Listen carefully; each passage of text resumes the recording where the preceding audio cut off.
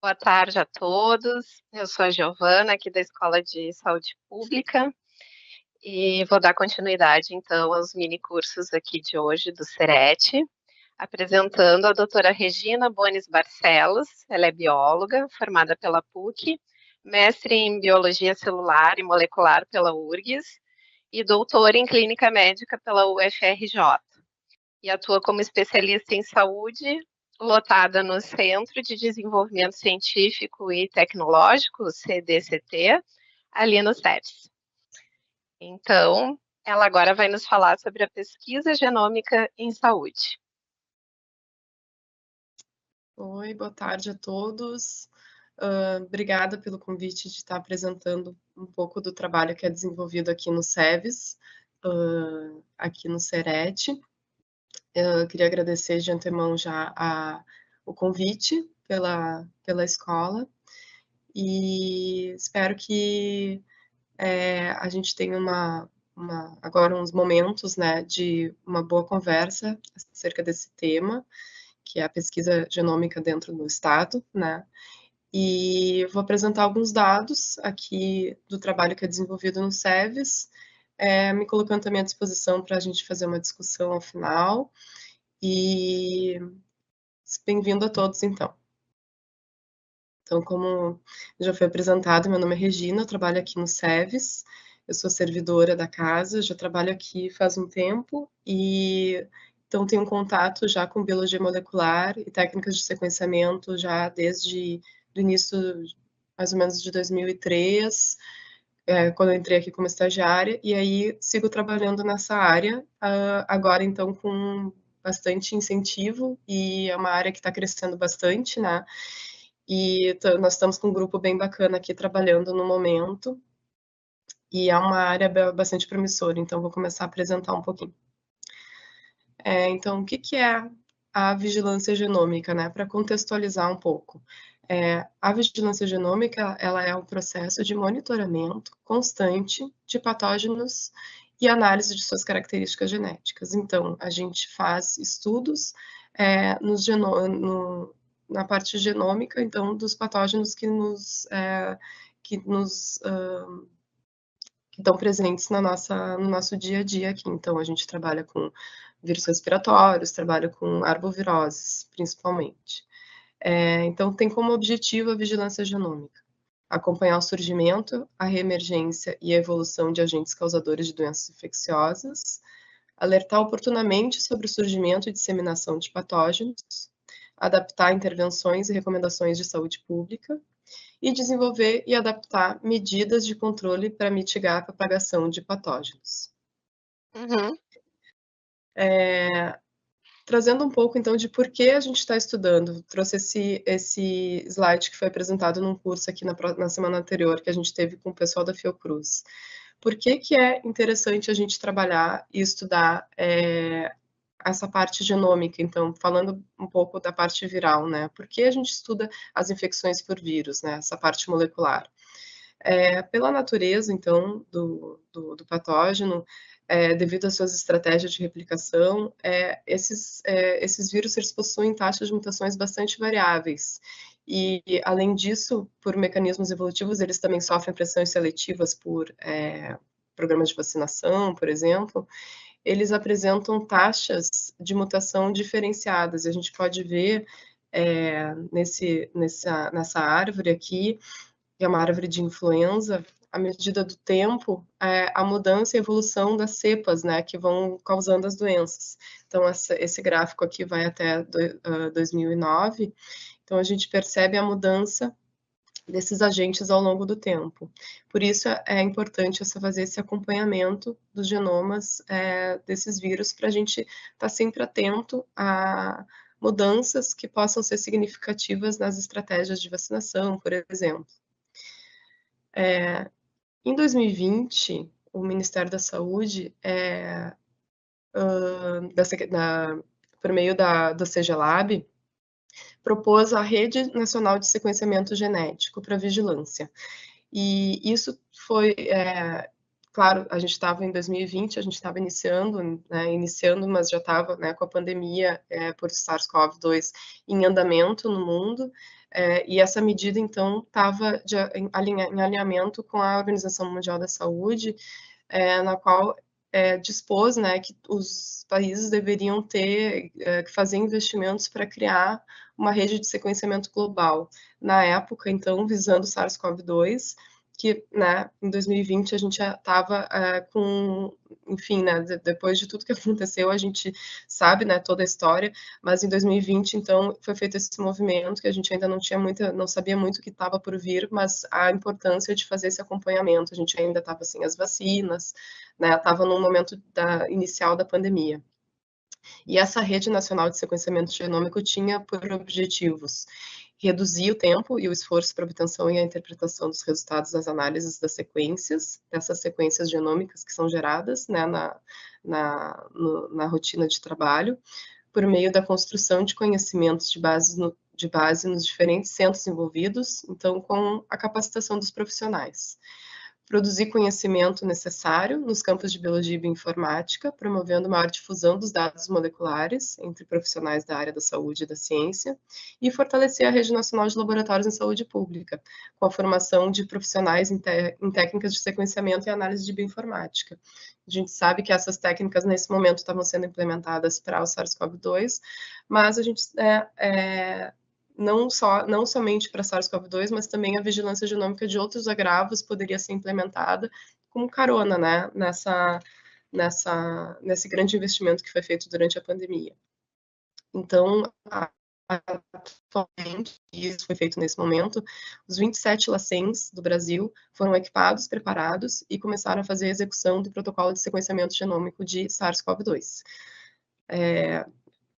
A gente sabe da tristeza e, enfim, todo o peso que teve e o grave impacto da pandemia, mas se a gente pode destacar para dentro da área da saúde, um legado, né, seria esse grande investimento que houve para a tecnologia e para equipagem dos laboratórios, e hoje em dia a nossa realidade está bastante diferente em função de todo o investimento que foi feito na época. Essa rede de vigilância de vírus respiratórios, então, que foi feita nesse momento de 2020, que foi ampliada, né, ela já existe desde o início dos anos 2000, né, a vigilância genômica de vírus respiratórios já existia desde o início dos anos 2000, com bastante foco na influenza, né. Em 2020, então, foi ampliada dessa forma como usa agora para SARS-CoV-2, e ela tem esses objetivos esse quadro de objetivos, né, está dentro desse guia de vigilância genômica do SARS-CoV-2, que é um material bastante importante, bastante interessante de fazer a leitura. Então, vou fazer brevemente aqui um resumo, né, dos objetivos, que é identificar e monitorar a circulação e padrões de ocorrência de vírus respiratórios, monitorar o perfil epidemiológico, identificar grupos e fatores de risco dessas doenças causadas por vírus, conhecer a patogenicidade e a virulência, estabelecer os critérios e afinar esse registro dos casos suspeitos, estabelecer os procedimentos de investigação laboratorial, as medidas de prevenção, identificar e responder às situações inusitadas. Isso é uma coisa que está sempre alerta aqui no SEVES, o olhar para situações que fogem do cotidiano, né, que são os surtos, as epidemias, as pandemias, estudar a resistência dos vírus, né, aos antivirais que são utilizados para tratamento. Daí aqui nesse quadro fala em influenza, mas a gente poderia extrapolar para a resistência de qualquer vírus ou bactéria que pode estar sendo estudado através das mutações que causam essa resistência. Avaliar impacto em relação à vacinação, toda a parte de sequenciamento que é feito para influenza, esses dados genômicos são compilados, são encaminhados para o Ministério da Saúde. O Ministério da Saúde participa de reuniões anuais com a Organização Mundial da Saúde para o estabelecimento das cepas que vão fazer parte da vacina do ano seguinte, né? Isso recém agora ocorreu em setembro, vou mostrar mais adiante. O acompanhamento precoce, o acompanhamento, assim, pelo menos em tempo real, né, dos vírus que estão circulando, pode propiciar medidas de controle eficientes. No caso de SARS-CoV, a gente ficava fazendo acompanhamento praticamente em tempo real, cuidando todos os casos à medida que eles estavam ocorrendo aqui no estado. A gente tem um acompanhamento feito também de vigilância e, claro, econômica quando entra quando é o caso da gente encontrar alguns vírus, como, por exemplo, a febre amarela, que oferece uma estratégia de vacinação ou de bloqueio, né, que evita casos humanos. Isso aconteceu também recentemente. Enfim, disponibilizar de forma oportuna informações laboratoriais e epidemiológicas acerca de todos os vírus estudados e realizar essa comunicação oportuna para toda a comunidade científica, né? Essa comunicação, ela é feita a partir do momento que a gente tem uma sequência feita de um genoma completo feito de SARS-CoV-2 ou de influenza, também nesse caso aqui dessa plataforma que é o GISAID. É um banco de dados, uma curadoria de todos os genomas que são produzidos mundialmente, de SARS-CoV-2, também de influenza, também de mpox, as arboviroses. Então ali tem os genomas de Zika, dengue, chikungunya, por exemplo, são depositados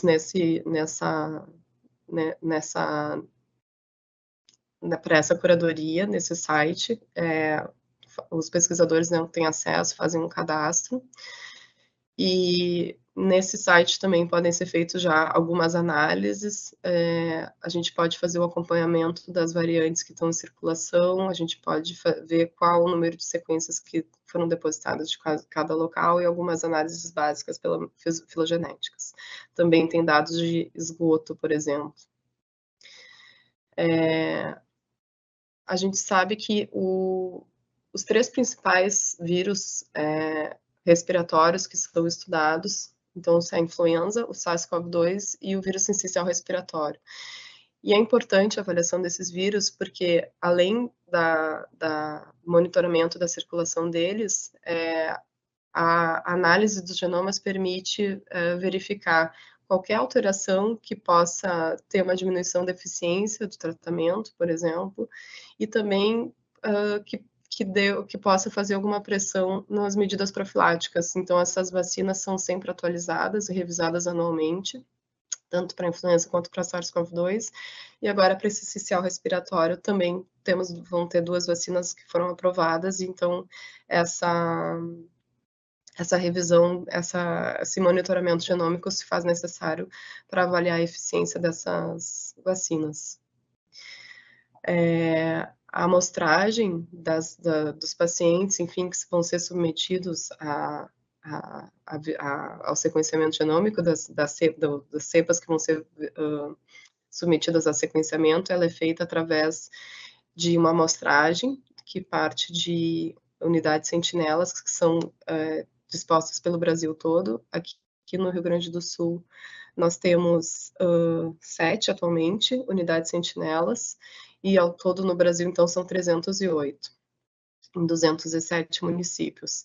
Essas unidades sentinelas, então, fazem de síndrome gripal, elas fazem a coleta, né, e a seleção de amostras que tenham tido casos de síndrome respiratória aguda grave, que fizeram parte de algum quadro específico, que seja de importância de olhar, alguns surtos, e o olhar para essas sequências, para esses genomas, faz, por exemplo, com a composição das vacinas por exemplo, da vacina da influenza, nesse slide aqui, ela é feita uma reunião em setembro,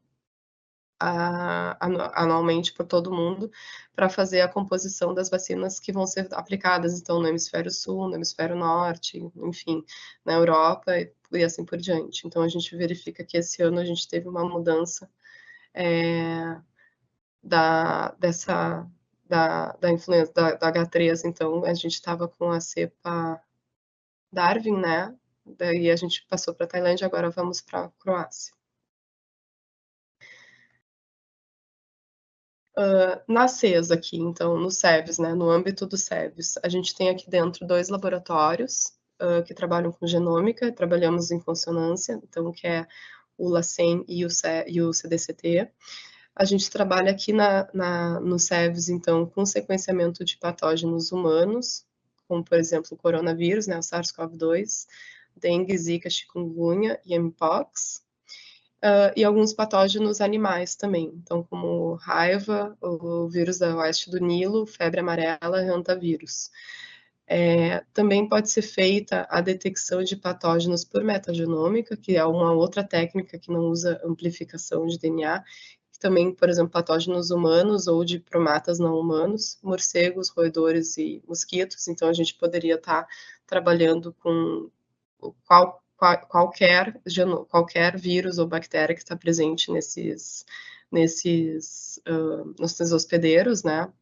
E também análise de vetores, como, por exemplo, vetores ou hospedeiros, como morcegos, mosquitos e roedores, que a gente sabe que essa íntima relação entre humanos com esses hospedeiros, às vezes, né, traz aquele risco de adoecimento. Então, entrando no que foi, e eu acho que no que sempre vai ser o nosso grande trabalho em relação a sequências, né, em relação a genomas, que é o case da pandemia, né, trazendo esse slide só para... porque é impossível falar da pandemia sem trazer o que foi e o que representou o número, né, esses números absurdos, né, de casos ao longo do mundo, e esses são os dados agora do dia 3, de ontem, né.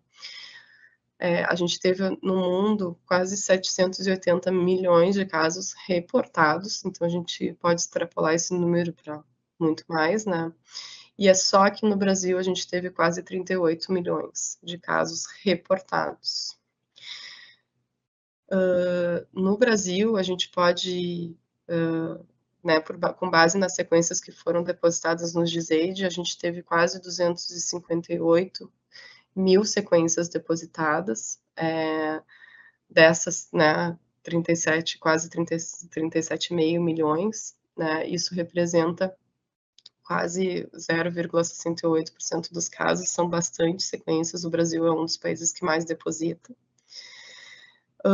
Essa tela aqui, então, é a do GISAID, são com um filtro do número de sequências que foram depositadas aqui do Rio Grande do Sul, foram quase 10.536 sequências, dessas aproximadamente umas 4.000 foram originadas aqui do LACEN. A gente fez o sequenciamento aqui no SEVES, aqui em Porto Alegre, de mais de 1.000 delas, algumas foram feitas na Fiocruz. E esses slides são algumas das notícias na época que saíam, né? São notícias de 2021, quando a gente fazia o acompanhamento em tempo real, né? A gente ainda faz, claro, das amostras que estavam, mas naquele momento a gente conseguiu fazer monitoramento da entrada de variantes, por exemplo, a Delta, o primeiro caso de Omicron, quando aconteceram, né? No momento, em questão de horas, a gente conseguia fazer o sequenciamento dessas amostras, e a gente via, então, esses gráficos dessas barrinhas, né? De quais as variantes que estavam circulando no estado naquele momento. Hoje esse gráfico ele está muito mais misturado, a gente tem um número de linhagens muito maior circulando, são variações, o acumulado de mutações desse vírus ao longo do tempo mostra o poder adaptativo dele na nossa população, né, e também o surgimento de várias, né, novas variantes da Omicron, então, que foi a cepa que se estabeleceu, né? Então, a gente vê esse gráfico todo colorido ao longo do tempo de quais, então, são as variantes que estão em circulação, essa filtragem está para o Brasil. Então, como eu disse, em 2020, o nosso grupo já trabalhava com genomas, né? A gente já tinha o sequenciador de fragmentos aqui no SEVES, e já tínhamos contato com o sequenciamento de nova geração, né, o sequenciamento de genomas totais por alguns projetos de pesquisa, e já tínhamos vontade de trabalhar com esse tipo de técnica, visando bastante a temática de saúde única, para trabalhar com vírus de interesse humanos e animais.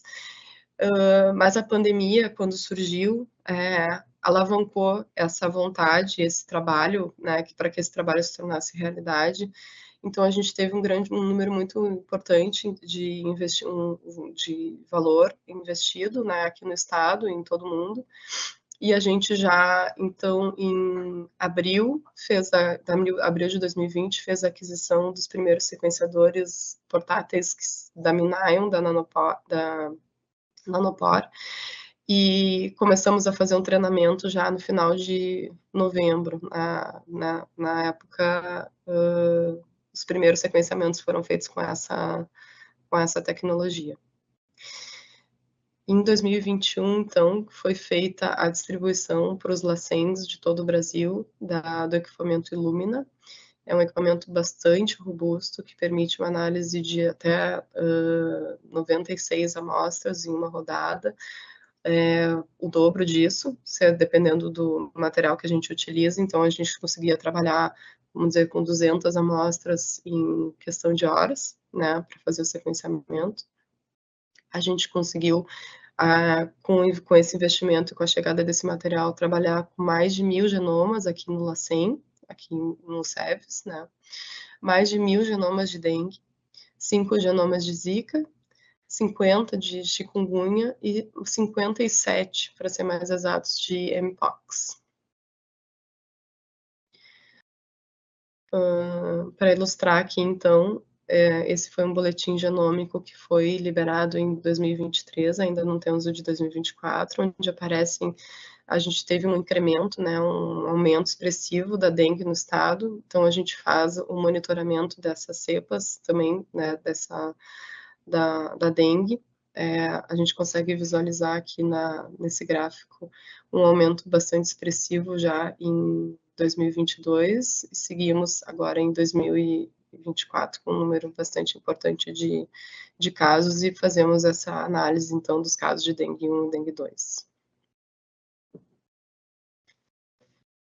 Eu queria trazer também um projeto de pesquisa que foi realizado aqui no SEVES, em parceria com todos os departamentos aqui, que envolveu o CDCT, o LACEN, a DVAS, que é a Divisão de Vigilância Ambiental aqui do SEVES, que foi um estudo que tratou da diversidade genética de populações de Aedes aegypti, como estratégia de aprimorar a vigilância dessas arboviroses, então, que a gente comentou até agora, que é a dengue, a zika e o chikungunya.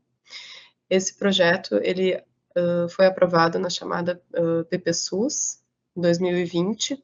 Então, esse projeto já finalizou, né, mas eu queria demonstrar um pouquinho dos resultados dele. Ele teve, né, como objetivos principais as análises genéticas, então, de Aedes aegypti, no qual a gente também o sequenciamento total ou parcial permite que a gente faça a taxonomia molecular, que a gente verifique a diversidade genética dos mosquitos, a estrutura genética e a origem evolutiva. Pesquisar a infecção natural no Aedes aegypti dos vírus de dengue, zika e chikungunya, e também auxiliar na vigilância ambiental do Aedes. Teve como fluxo de trabalho esse projeto, então, a captura de mosquitos e larvas. Na realidade, a gente finalizamos o trabalho trabalhando apenas com larvas, que foram feitas nas regionais, então, aqui no SEVES, né, pelo SEVES. a seção de reservatórios do LACEN fazia a identificação taxonômica dessas, né, visual, né, desse material, e seguia para o Laboratório de Vigilância Ambiental do SEVES para separação por indivíduos ou então por pools de indivíduos. O laboratório aqui do CDCT, então, a gente fazia o sequenciamento do gene COI, que é para fazer a identificação da taxonomia molecular, para a gente identificar molecularmente qual é, então, o mosquito, né, a quem pertence a larva, a quem pertence aquele, né, o mosquito coletado, qual é, se era mesmo um Aedes aegypti. A gente avaliava SNPs do genoma nuclear e fazia o diagnóstico molecular também tentava fazer a detecção de arbovirose naquele indivíduo, naquele pool. Nessa época, então, esse projeto foi aprovado em 2020, a gente conseguiu fazer a aquisição de equipamentos que foram bastante importantes naquele momento. Um deles, o computador de alta performance, que foi o computador que foi utilizado durante toda a pandemia para SARS-CoV-2, para análise dos genomas que eram produzidos aqui, além de materiais específicos para, né, ali do microscópio e da mesa fria para análise dos mosquitos e armadilhas também. Mas a aquisição desse computador nesse momento que a gente passava, então foi fundamental para a gente conseguir ter tecnologia, né, para a gente conseguir ter computação suficiente para fazer as análises. E em relação aos resultados desse projeto, foram 15 das 18 coordenadorias incluídas, né, tiveram amostras incluídas nesse projeto, foram um total de 26 municípios amostrados. Dos pools, né, que foram feitos, a gente obteve 402 sequências do gene COI. Esse gene, então, era utilizado para taxonomia molecular, para catalogação da biodiversidade, passa da taxonomia clássica, né, para uma taxonomia molecular, na qual a gente pode, qualquer pessoa, né, sem treinamento, pode fazer a coleta de um mosquito, fazer a extração do material genético. A análise desse gene COI, então, permite que a gente coloque essa sequência num banco de dados, né, na internet, e verifique a quem pertence. Então, a gente não precisa do mosquito intacto ou de um olhar treinado de um taxonomista para a gente fazer, do entomologista, né, para a gente fazer essa identificação. Então, nessa imagem aqui é um analisador genético que a gente já possuía aqui no CDCT do SEVES antes, né, desses os investimentos, que é um sequenciador que permite análise de fragmentos de DNA, né, de sequências menores, não de genoma completo. E esse aqui é um eletroferograma, então, como a gente vê quando sai desse equipamento, né, com as bases em cores diferentes aqui, como a gente vê a CTG, por exemplo. Nessas sequências, a gente conseguiu também inferir que, através dessa árvore filogenética, de que as sequências que foram obtidas aqui provavelmente evoluíram de um Aedes aegypti africano, só para ilustrar parte dos resultados. E nesse momento, né, quando a gente estava fazendo esse projeto, a gente teve a detecção de 11 larvas positivas para chikungunya, que foram encontradas nos municípios de Água Santa, Porto Alegre e São Nicolau, onde teve aquele surto de chikungunya em São Nicolau, né? E também foi feita a confirmação, então, por genômica, por sequenciamento de genoma completo, quando a gente encontrou essas amostras positivas para chikungunya, esse material foi submetido ao sequenciamento na plataforma Illumina, e a gente teve, então, a confirmação dessas sequências completas do genoma. Desse projeto, que teve uma grande importância, a gente teve a incorporação de algumas técnicas na rotina aqui de vigilância do SEVES. Então, a gente padronizou o protocolo de extração de DNA de mosquitos para a rotina,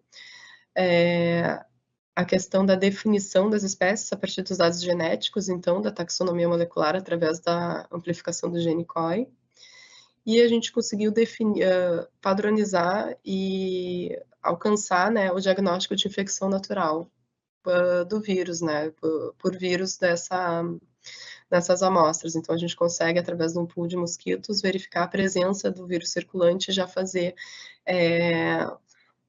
usar isso como uma estratégia de vigilância entomovirológica. Uma foto da equipe na época do projeto, então, que foi numa coleta de campo, numa saída de campo, então, para fazer a coleta dos materiais, na época ainda da pandemia, né, todo mundo de máscara. E também queria trazer, em relação à vigilância, a gente tem outras formas de fazer controle, de trabalhar com genômica aqui no CDCT, no SEVES. Eu queria só trazer parte de alguns diagnósticos moleculares que são feitas aqui por sequenciamento também, na nossa rotina, que são alguns exames do teste do pezinho, que são complementares ao teste do pezinho, que são algumas doenças que são investigadas aqui na rotina da triagem neonatal do Rio Grande do Sul. Algumas doenças genéticas, como a anemia falciforme, as talassemias, a fibrose cística, a hiperplasia adrenal congênita, deficiência de benitinidase e fenilcetonúria, possuem alguns genes que devem ser analisados para confirmação dessas doenças, para que possam ser tomadas medidas de controle, né, e cuidado com essas crianças. Então, a gente teve uma portaria em 2013 e um termo de cooperação técnica em 2014, na qual o CDCT aqui do SEVES ficou responsável pela execução desses exames complementares ao teste do pezinho, e até o momento foram feitos mais de 3.700 exames, desde então, 2014.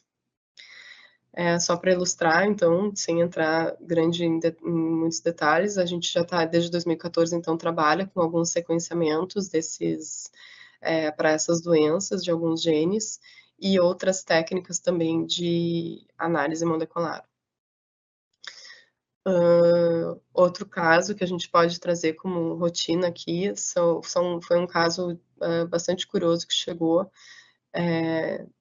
3 militares tiveram uma infecção desconhecida por algum agente que estava causando essas lesões, né, na pele, bolhosas e necrosantes, né, entraram num quadro bastante grave de sepse, e todas as culturas negativas, nenhum exame dado positivo, tudo inconclusivo, e a gente foi então acionado aqui no SEVES para tentar resgatar qual seria o patógeno que estava associado a esse quadro, né, desses pacientes. Como eram pacientes também que estavam 3 indivíduos que compartilhavam habitação, ficou uma suspeita de que fosse um possível surto, né? Então, por isso a gente foi acionado aqui no SEVES. E através de sequenciamento na plataforma Illumina do gene 16S, nós conseguimos isolar a Neisseria meningitidis para, então, caracterizar um surto de meningococcemia nesses pacientes. Então, isso foi uma elucidação que foi dada por sequenciamento aqui também. Outro caso, para fazer um relato, foi inclusive publicado nessa revista do CDC, foi um caso de infecção ocupacional de 2 enfermeiras com monkeypox, na época, né, mpox, agora a gente chama. A gente então fez essa apresentação na época para o CDC também, onde a gente caracterizou, mostrou o nosso estado aqui e de onde vinham essas amostras que foram caracterizadas aqui em Porto Alegre e Viamão. Esse trabalho então foi publicado na revista de Emerging Infectious Diseases do CDC. E o que aconteceu nesse caso específico foi o seguinte: em julho de 2022, uma paciente começou a apresentar sintomas de mpox, e em 29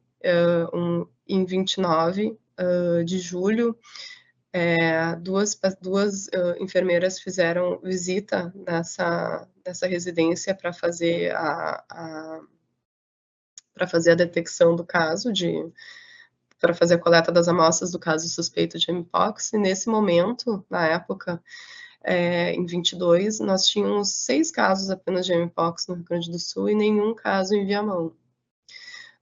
Essas 2 enfermeiras fizeram uma visita na casa do paciente, chegaram à casa dele, fizeram uma entrevista que durou aproximadamente, fizeram a coleta das amostras e foram, né, retornaram para o laboratório, né, para o centro de saúde. Isso tudo durou aproximadamente 1h30, né. Em agosto, no dia 2 de agosto, a gente recebeu essa amostra do paciente aqui no SEVES, fizemos a confirmação da infecção de monkeypox, né, de mpox, e no dia 3, um dia depois, uma das enfermeiras começou, as 2 enfermeiras, aliás, começaram a apresentar sintomas da infecção. E no dia 4, então no dia 3 já foi feita a coleta, no dia 4 a gente fez a confirmação de que as 2 haviam apresentado, então, a presença do mpox. E surgiu, então, a suspeita de que essa transmissão teria sido por fomites, né, nas superfícies da casa do paciente, né, origem, né, no caso 0 ali. Então, essas são algumas das imagens. Uma das pacientes apresentou uma lesão no dedo e a outra apresentou uma lesão no lábio. E foi feito, então, o sequenciamento genômico completo das cepas, tanto do paciente, caso, quanto de uma das enfermeiras. A outra a gente não conseguiu recuperar a amostra, porque era uma amostra que tinha uma carga viral muito baixa. E a gente verificou que elas apresentavam exatamente o mesmo padrão de sequência, mostrando que o número de mutações e né, nesses 2 genomas eram idênticos, né? Então a gente conseguiu provar que foi um caso de infecção, né, de infecção ocupacional. E nesse momento foi o primeiro relato mundial desse tipo de infecção por mpox. Esse protocolo também de sequenciamento genômico completo por mpox foi padronizado por diversos laboratórios no mundo, principalmente pelos Estados Unidos, e o SEVES foi o único laboratório aqui do Hemisfério Sul, então, para participar dessa padronização. Então, a nossa equipe também, desde o início, está bastante alinhada e comprometida em buscar alternativas para o diagnóstico, então, trabalhando em contato com equipes do mundo todo. E como conclusões, né, desse trabalho, a gente identificou uma infecção possivelmente por exposição por fomites, né, nas superfícies da casa do paciente, né, ou foi então no próprio EPI que foi utilizado, né, pelas pacientes, ou nas superfícies externas da caixa de transporte das amostras. Essas são as 3 possibilidades de superfícies que poderiam ter sido contaminadas. Ficou como orientação, né, que os profissionais de saúde devem sempre usar luvas durante todo o contato com pessoas possivelmente infectadas, e as superfícies dos objetos devem ser sempre desinfectadas antes e depois da interação com pacientes e casos suspeitos, né. E as campanhas de vacinação, então, poderiam ser realizadas entre grupos de alto risco, incluindo certos profissionais de saúde, como foi feito depois quando chegaram as vacinas para mpox. Nessa semana que passou, isso é um trabalho que a gente tem feito, né, tanto para SARS-CoV, para arboviroses, para esses outros agravos que a gente se depara no dia a dia aqui no trabalho do SEVES. A gente está sempre em reciclagem, sempre trabalhando para aprender novas técnicas e também revisar as técnicas que estão sendo utilizadas aqui. Então, na semana passada, a gente teve um treinamento presencial de sequenciamento com o pessoal e com ênfase em boas práticas. Aqui no LACEN, foi feita com o pessoal da Segelab e da Fiocruz. Isso ocorreu na semana anterior, né, de 28 de outubro a 1º de novembro, então a gente estava aqui trabalhando no feriado. Não tivemos feriado, né, toda a equipe estava aqui trabalhando na sexta. E essa aqui, então, é parte né, da equipe do SEVES. Eu quis trazer essa imagem para também mostrar, é um trabalho que é feito em conjunto, estou aqui apresentando, mas é um trabalho que envolve todas as divisões, muitas pessoas envolvidas, tanto aqui no SEVES quanto fora, né, é realmente uma rede de trabalho bastante importante. E queria agradecer a oportunidade de mostrar um pouquinho dos resultados do que foi feito aqui, do que é trabalhado com relação à vigilância genômica, e deixar o contato. Fico aberta também agora para alguma pergunta, algum esclarecimento que eu puder ajudar. Eu agradeço bastante a oportunidade. Obrigada. A gente que agradece, Regina. Estava ótima a sua apresentação. Como é bom saber todo o trabalho, né, de vocês. Muito bacana, parabéns. Não sei se temos algumas perguntas aí, Thales. Eu não consigo visualizar. Também não. Mas qualquer coisa também fico à disposição por e-mail, né? As pessoas podem me contatar se caso não seja possível a gente fazer alguma discussão agora aqui. Se chegar alguma coisa pelo chat lá no YouTube, né? Tem uma pergunta aqui da Raquel. Como são escolhidas as unidades sentinelas nos estados do Brasil?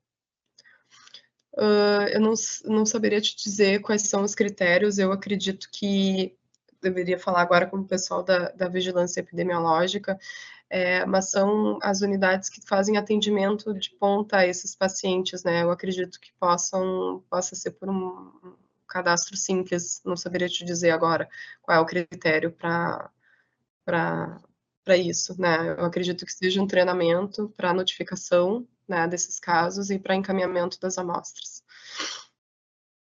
Tem uma outra pergunta aqui. Por que é importante detectar a sequência genômica? Quais ações práticas são tomadas na saúde a partir dessas definições? Uhum. Justamente, dando o exemplo da influenza, por exemplo, os casos que são coletados ao longo do ano, são estudados para que essas sequências sejam reunidas para a definição, por exemplo, do qual vai ser a composição da vacina trivalente que é aplicada anualmente. Essas informações de quais cepas que vão estar presentes nessa vacina vem dessas informações genômicas que são coletadas no mundo todo. Então, essa é uma aplicação bastante prática, né?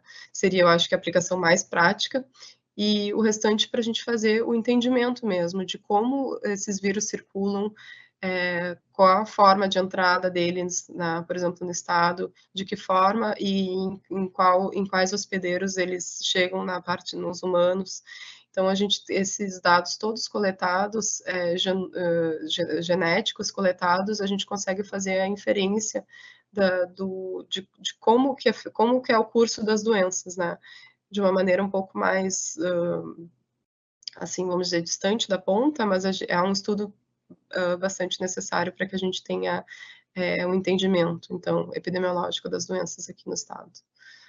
Mas a aplicação mais prática, então, seria um exemplo da composição da vacina da influenza. Depois tem elogios aqui. A Dora está dizendo que é excelente, parabéns a Regina e a equipe. A Raquel está dizendo parabéns pela palestra. A Rafael falando excelente aula, parabéns. A Doris comenta: o sequenciamento genômico foi um avanço decisivo no enfrentamento da pandemia de Covid, sem Com dúvida. certeza. É um legado muito importante, como eu disse, né? Se a gente pode tirar alguma coisa positiva dessa experiência toda terrível que nós tivemos, é esse investimento e esse olhar, né? A gente hoje em dia não precisa explicar praticamente para ninguém o que é um PCR e o que é um sequenciamento, né? Por conta do que aconteceu com a pandemia. Então, se a gente pode tirar alguma coisa positiva disso, acho que essa seria uma.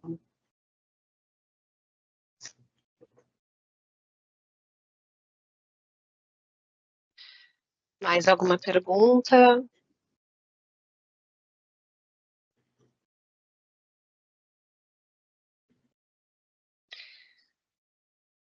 Aqui não apareceu para nós mais nenhuma pergunta, então a gente vai encerrando.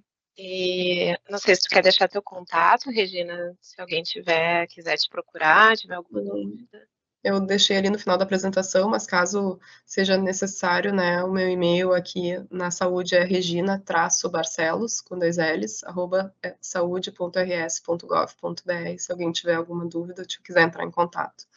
Fico à disposição. Tá certo. Muito obrigada, então, Regina, agradeço de novo. Agradeço. Então, convido todo mundo a participar amanhã, né, do nosso Serete, que vai começar às 9 horas com a mesa de abertura. E amanhã, então, vai das 9 da manhã às 6 da tarde, certo? Esperamos todos vocês, então, amanhã. Obrigada, pessoal. Tchau. Tchau, tchau. Obrigada.